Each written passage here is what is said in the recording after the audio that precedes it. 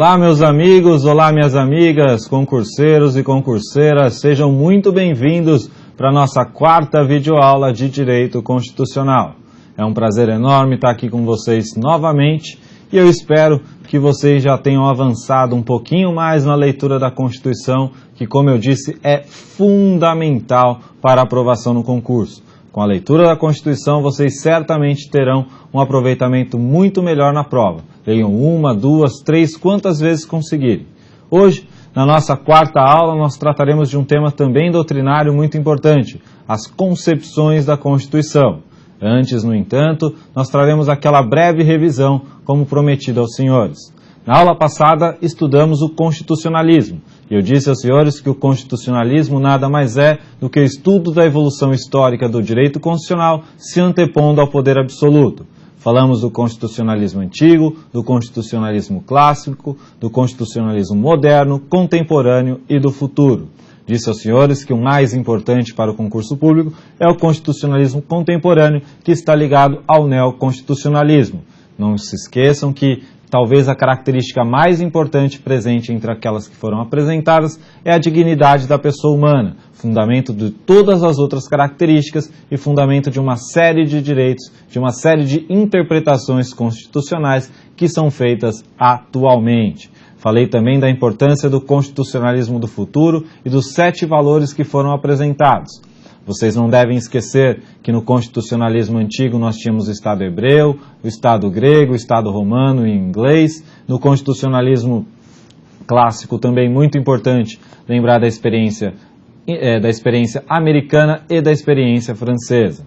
Com essas ideias trazidas aos senhores, podemos avançar e dar início à nossa quarta videoaula, tratando das concepções constitucionais.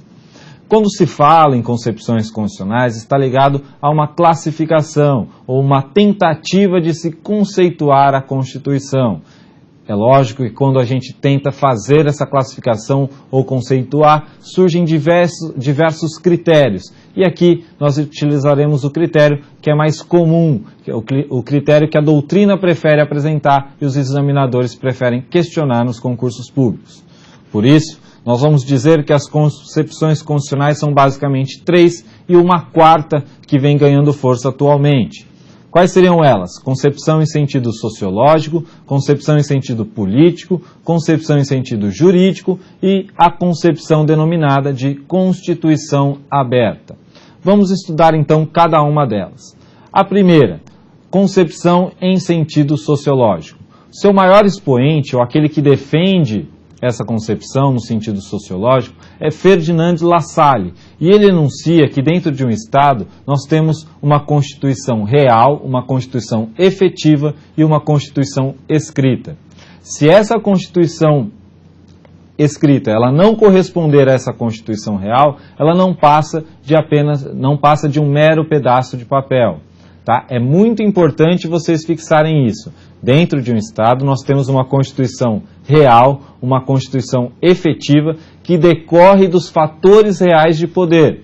E ao lado dela, uma Constituição escrita, que se não corresponder aos fatores reais de poder, não passa de um simples pedaço de papel.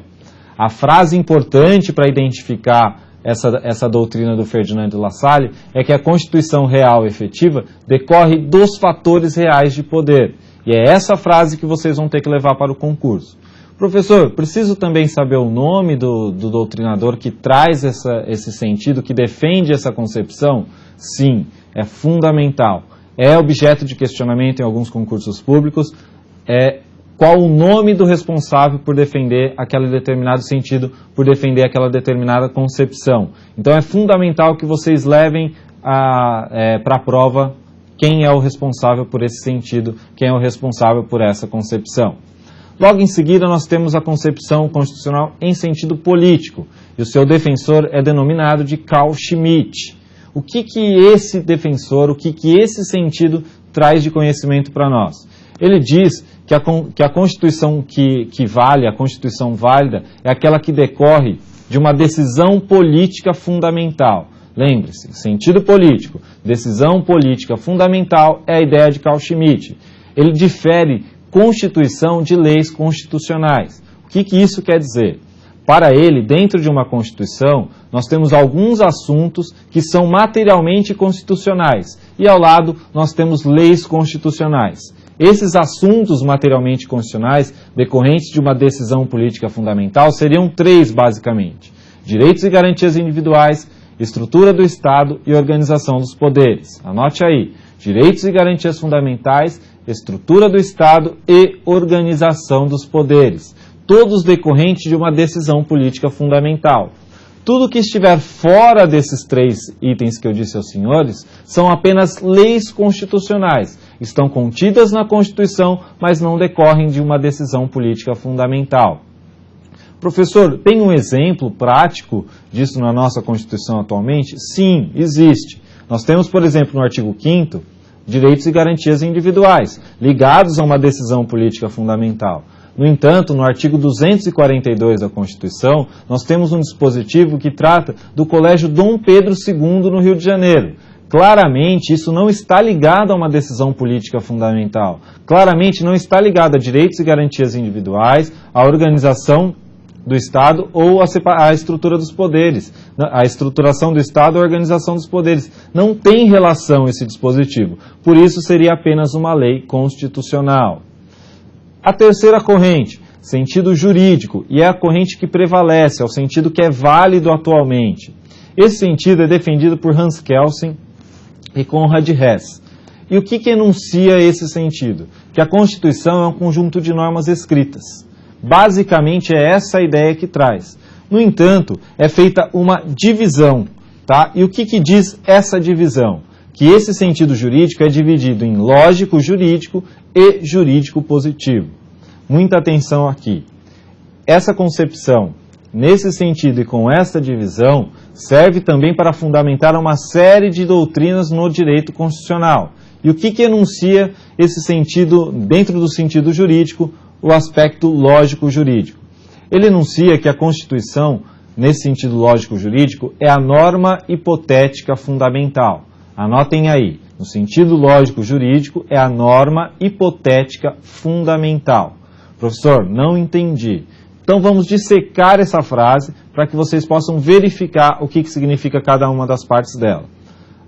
No sentido lógico-jurídico, é a norma, um conjunto de regras, hipotética, ou seja, não é uma norma que existe, não é uma norma posta, é uma norma pressuposta. Ela não está no mundo do ser, ela está no mundo do dever ser, como se ela não fosse palpável, para ficar mais didático.